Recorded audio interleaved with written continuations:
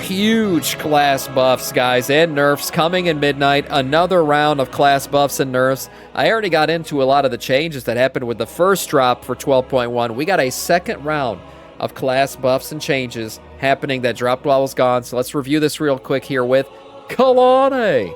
Hey folks, this is Kalani. The dev team just Liberate, thank you for the sub, man. I appreciate it. 10 months. I guess. Yeah, whatever indeed. Thank you, man. a big list of bug fixes and quality of life updates coming in patch 12.1 that will resolve some long-standing issues in the current expansion, like auto loot not working, being stuck in combat forever, and we'll be able to reset profession knowledge points. The ping system is being expanded even further to let you spam your teammates with very important information.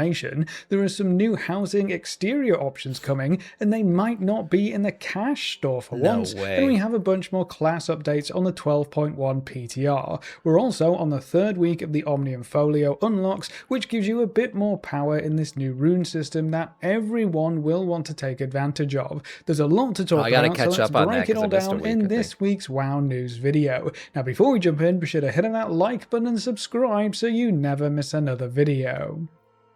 Let's kick things off with the big quality of life changes that have been quietly included over the past few weeks, and some that are planned for patch 12.1. We haven't heard the dev team talk much about these little achievements, but apparently they've been improving the performance of Silvermoon City to let more players be in each shard so the city feels more alive and bustling. This is great. They increased the prey progress rates at lower ranks to make it easier to catch up to Nightmare mode. The auto looting and aerial looting bugs should actually be fixed now. We saw large increases to various weekly activities experience rewards and significantly reduced repair costs for anyone who actually used their weapons in combat. Yeah, so tanks, all thank of that God. is in the game already, but there are some interesting points planned for patch 12.1, the Curse of Ulatek.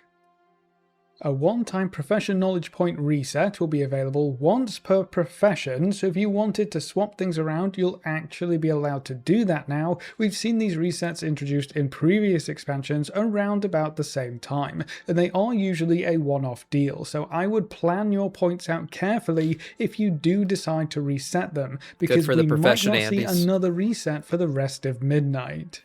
The costs of midnight crafting housing decor is being reduced, so you should be able to craft more of your favourite decor pieces, and the Void Forge is being moved right next to the Catalyst, so we don't have to venture into Voidstorm every time we want to pick up some bonus rolls in Season 2. That's great. Map coordinates are being added in as a default option in the user interface. No way. Which seems kind of crazy that it took this long, but not having to install an add-on for that functionality is going to be nice. Yeah, since I went add-on free, that was the first time I actually realized that coordinates are not part of the game.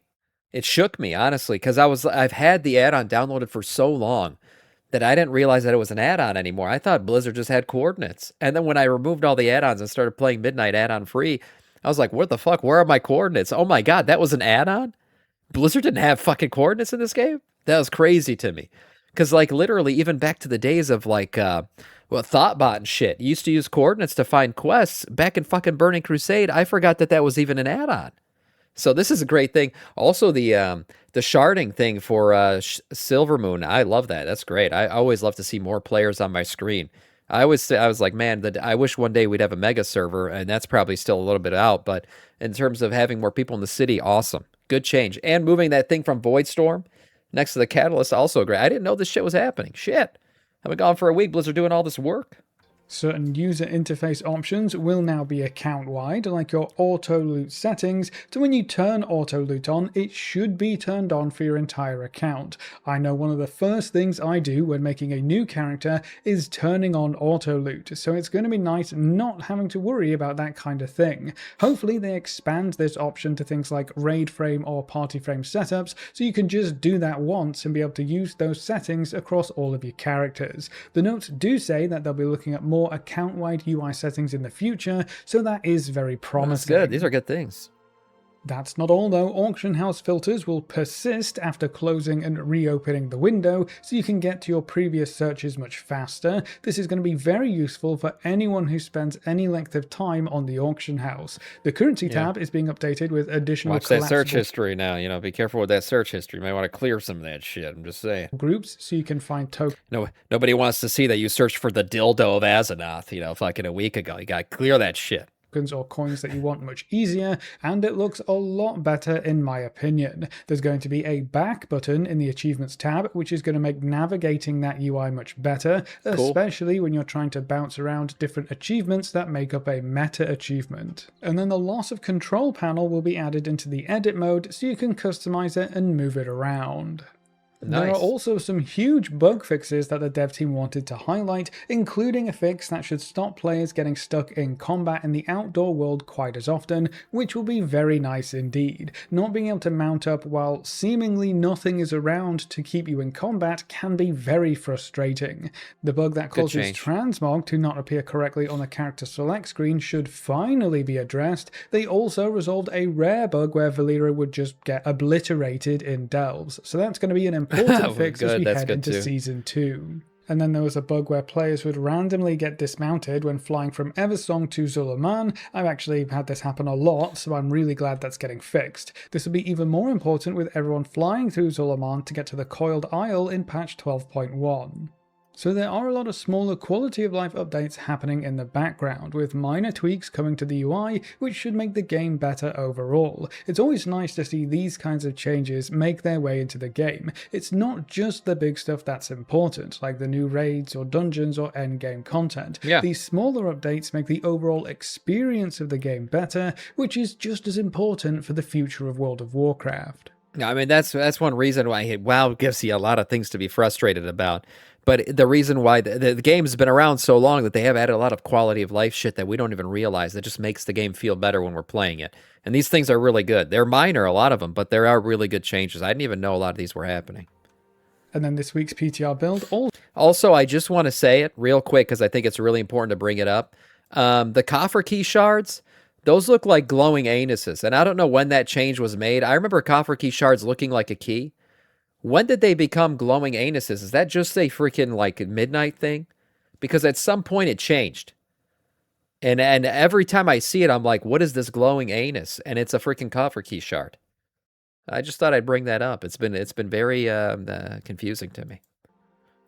And then this week's PTR build also introduced a bunch more class changes, buffs, and nerfs. For the Death Knights, Blood's Season 2 set bonuses are being reworked. The 2 set causes Death Strike to give you a stacking strength buff that can be consumed at 10 stacks for a larger strength buff, and then the 4 set causes your next Marrow Rend to deal extra damage, AoE damage, and grant 3 additional Bone Shields. So that's more interesting at least, but Bone Shield and Marrow Rend aren't the most exciting abilities or buffs to build a set around. Agreed.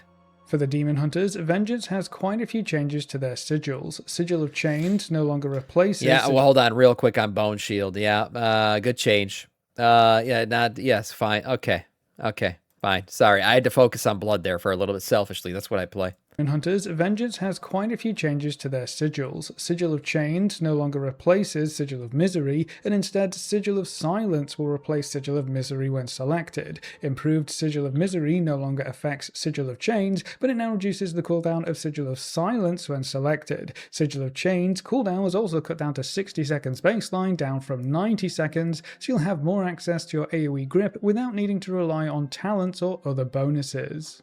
For the Druids, Shred and Catform swipe damage was increased by 10%, and this is for Druids in general, which should increase Feral's damage, but also Resto or Guardian's damage. Feral really needs the buff, so that's a good one for them. Sam, didn't you read through all these? I did read through the initial patch notes, but there was a second round of class buffs and nerfs that happened while I was gone, so I'm letting Kalani summarize it for me, so I don't have to do it myself, because fuck, I don't want to do that again. If they ever decide to catweave. For balance, the dev team have changed Orbit Breaker so you can no longer manually reset your progress. The change to Lunar Calling's bonus to Starfire damage was reverted. Star Cascade no longer triggers from gaining astral power with Wrath, and Bask in Moonlight was nerfed down to a 5% damage boost to Star Surge. For Feral Druids, a couple of talents swap position in the talent tree. Merciless Claws will increase shred and swipe damage by 25%, up from Good. 20%. Blood Spattered now increases Ferocious Bite's damage by 8%, up from 2%, but maxes out at 6 stacks, down from 10, so that should let you stack up big damage much faster. This is great. This is great for all the cat ladies out there. I'm really happy for them. I've been saying Feral needs buffs. As a man of the people, and I play Blood DK, I don't only speak for the Blood DKs, I speak for the people. And I know my Ferals out there have been hurting for a while, so I'm glad to see that buffs are finally happening for them. When I read through the initial patch notes that came out with 12.1, I said, I'm like, Feral needs more here. There's not enough for Feral right now. And it looks like they're getting it in this second round, so that's good. That's good. I'm happy to see it. Sam, can you give us channel points because you missed yesterday? No, I can't. You'll get them right now by watching. Taste for Blood increases Ferocious Bite damage by 16%, up from 12%, and then another 8% during Tiger's Fury, down from 12%. So more baseline damage, but less of a boost from Tiger's Fury. And then they'll also see a 3% damage boost across the board. So quite a few buffs for Feral Druids this week. Marksmanship Hunters have a couple of quick changes. Explosive shot damage saw a 15% buff baseline, but the 2-set bonus for Season 2 was cut down to a measly 5% buff to explosive shot damage, down from 20%. Hopefully the 2-set gets changed or reworked in a future patch, because that's kind of sad. Well, they increased the overall explosive shot, so they didn't want it to be too crazy with another 20% bonus on top of the 2-set. They're probably going to rebalance that again, if I had to bet. It's because of the increase to overall explosive shot damage. They wanted to lessen the tier set bonus. We'll see how it actually balances out when this thing comes out. Now, mages have quite a few changes this week, including some big defensive buffs. Your barriers will still get their extra charge, but each spec is going to get a new bonus effect as well. So Arcane Mage's barrier reduces magic damage taken by a further 5%. Good. Fire Mages get 15% of the damage back as healing, and Frost Mages get 10% physical damage reduction. Good. Those are some pretty big defensives for just having your barriers up, which is basically as often as possible. Yeah, but mages were just dying to fucking wind blowing in the wrong direction. I mean, that was the case, honestly. They needed more survivability. This is the second round of buffs they're giving to the barriers for mages, so that's awesome. This is good, because mages need it, man. Their survivability was shit. As often as possible. Now for Arcane Mages specifically, they're going to get a new talent called Refractive Images that deals 10% of the damage you take over 8 seconds instead of instantly. So Arcane Mages basically get a watered down version of Brewmaster's Stagger, which is kind of crazy. Interesting. Mirror Images increase the effect to 30% of damage taken over 15 seconds, which makes Mirror Images significantly stronger as well. Orb Mastery now causes Arcane Orb to file 2 additional orbs at 50% effectiveness. Expanded Mind was updated so Arcane Orbs only generate 1 stack of salvo, down from 2, and a few talents have been shifted around. Spellslinger's Polished Focus was nerfed as well, that only refunds 3 Arcane Salvo stacks, down from 5. So the Spellslinger Orb build has been nerfed a bit, but honestly I'm still surprised they reworked Arcane Mage as much as they did going into Midnight. It played pretty well in the War Within from what I remember. Well, I think these are good changes. Moving on to the Paladins, Holy has a lot of adjustments this week. Eternal Flame and Word of Glory healing are both getting 15% buffs. They'll see a 20% damage boost across the board, and Judgment and Hammer of Wrath will see 25% buffs on top of that. Avenging Crusader was nerfed to a 55% transfer rate, down from 80%, but Pillar of Light's Beacon of Virtue healing was increased by 50%. Yeah, Blizzard, but the healing buffs have been a big thing for the entirety of 12.1 of these patch changes. There's been a lot, and there's been a lot of buffs to damage just from healers. Like, overall 20% increase to damage. I don't know if they just want to make questing and delving easier on a healer spec, but there has been a lot of damage buffs to healers lately. Shield of the Righteous's mana return was increased by 25%, and the Unworthy debuff now lasts for 18 seconds, up from 15. Protection has quite a lot of updates too. Greater Judgment now lasts for 18 seconds, up from 15. Guardian of Ancient Kings now has a 0.5 second cooldown, which will help you not waste charges, I guess. And then there are quite a lot of bug fixes thrown in for good measure. The Protection Paladin talent tree has also been shifted around quite considerably, so you may end up taking a different path to get to the same talents, or take different talents depending on how valuable they are in their new position. As a Blood DK, I'm not going to lie, I'm kind of jealous of Protection Paladins. and all the buffs they're getting and the changes they're getting, I actually think protection. I'm going to throw this prediction out there. I think prop pallies are going to be up there with protection druids. I think they're going to be right up there. The bear tanks and the prop pallies are going to be the meta of the season. Why? Because fuck me, because Blood Decay never gets to be the meta. Bitch. Well, sometimes in Raid we do, but it is what it is. And then for protection druids, yeah, I know. Guardian druids. Okay, I misspoke. Fuck you. Paladins, they'll get the extended Greater Judgment duration that we saw in Prot's notes, and their 4 set has been changed yet again. I know. Your I know it's empowered Guardians. Templar's Verdicts unleash Divine Arbiter, dealing damage and AoE damage. But the real key here is that the extra damage now benefits from Divine Purpose and Greater Judgment, which means you wouldn't ever really have to hold those procs. You can just send them and not worry about missing out on bonus damage. Priests have just one quick change this week. Holy's 2 set is being changed from a haste bonus to a crit bonus, which will be significantly more powerful and actually useful for the rest of your kit as a Holy Priest. Apparently the dev team wanted the buff to be haste to tie into the periodic effect of renew, but I do think a crit buff works out much better overall. Rogues are up next with quite a lot of changes this week. For Assassination, Lethality and Cold-Blooded Killer now work correctly with the strikes dealt by Implacable rank 3. For Outlaw, Hidden Opportunity's chance for ambush to grant opportunity was increased to 100% of Sinister Strike's chance. Some talents have been shifted around. Audacity now also increases ambush damage by 60%. Hidden Opportunity also reduces ambush's energy cost by 5. Killing Spree shots have a higher chance to target your selected target. The new 4-set chance to activate was increased up to 20%, but it no longer triggers from Sinister Strike additional hits. Okay, I mean, the Outlaw Rogue changes I think are pretty good. The thing that's always been an issue since Outlaw Rogue became like a real thing is freaking Outlaw Rogue's all RNG. You roll the bones, you hope you get the right shit, and then you do big damage if you do, and then you don't if you don't. So, I mean, I guess these changes like making the opportunity increase more. They're trying to eliminate some of the RNG, and I think that's really what Outlaw Rogue needs. It's sad because I think Outlaw Rogue, lore-wise, is like freaking badass. It's the coolest. It's a pirate. You're a freaking pirate. It's cool. But it's just so damn RNG based. It's such a freaking, like, you're all over the place when you're playing that class. All over the place. Because sometimes you're happy with your damage. Sometimes you're like, oh shit, I had no good luck this entire fight.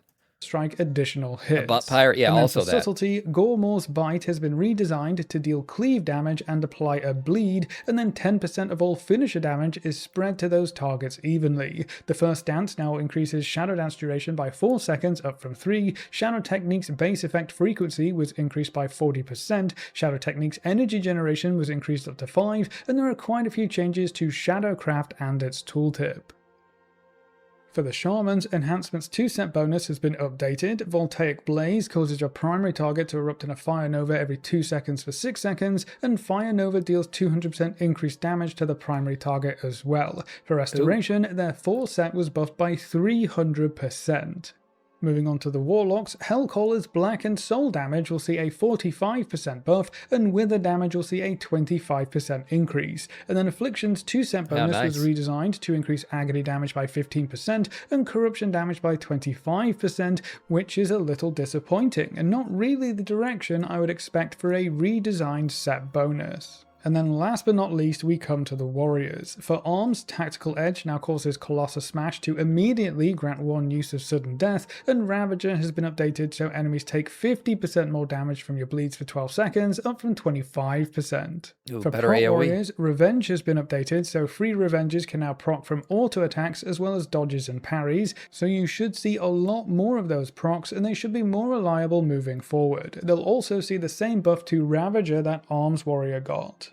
That's it for this week's round of class changes on the 12.1 PTR. As always, if you want to check out the changes for yourself or test your new set bonuses, I would encourage you to hop onto the PTR and give some feedback.